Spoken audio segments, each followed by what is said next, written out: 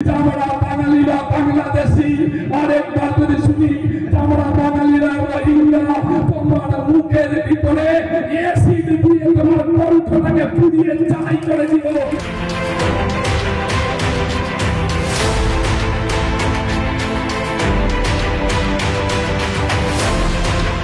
বিতর্কে তৃণমূলের মালদা জেলা সভাপতি তথা মালতীপুরের বিধায়ক আব্দুর রহিম বক্সী। যদি এরপরে তোমার মুখে যদি এই কথাটা আরেকবার শুনি আমরা বাঙালিরা বাংলাদেশি আরেকবার যদি শুনি আমরা বাঙালিরা রোহিঙ্গা তোমার মুখের ভিতরে এসিড দিয়ে তোমার কণ্ঠটাকে পুড়িয়ে চাই করে দিব।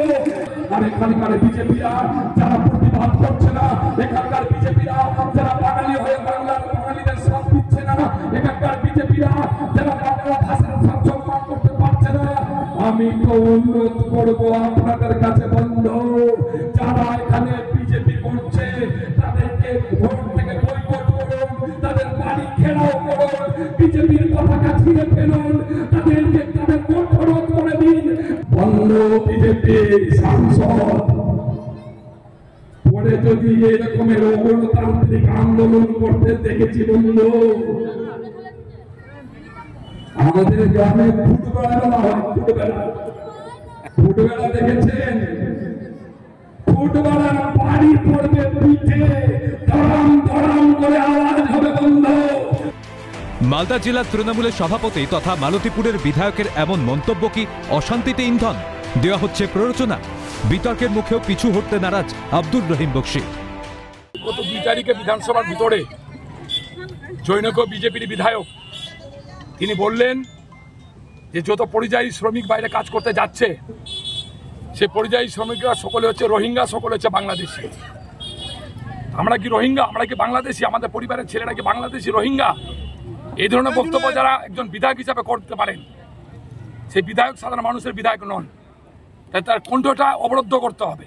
তাই তার মুখের উপরে এসিডটা ঢেলে দিলে তার কণ্ঠটা পুড়ে যাবে, আর তিনি কোনোদিনই পরিযায়ী শ্রমিক বাঙালিদের বিরুদ্ধে এই ধরনের বক্তব্য রাখতে পারবে না, তাই আমি বলেছি। তৃণমূল বিধায়কের এমন মন্তব্যের পাল্টা জবাব দিয়েছে গেরুয়া শিবির। বিজেপি নেতা অমলান ভাদুরীর মন্তব্য, কিভাবে এখনো পদে আব্দুর রহিম বক্সী? রহিম বক্সীর মতো এমন নির্লজ্জ অশিক্ষিত লোক মালদা জেলার রাজনীতিতে আসেনি।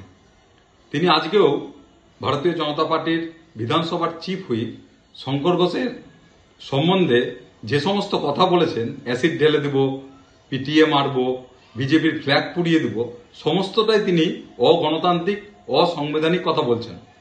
এবং তার পার্টি তাকে কিভাবে জেলা সভাপতির পদে রেখে দিয়েছে, এটা ভাবতে আমাদের আশ্চর্য লাগছে।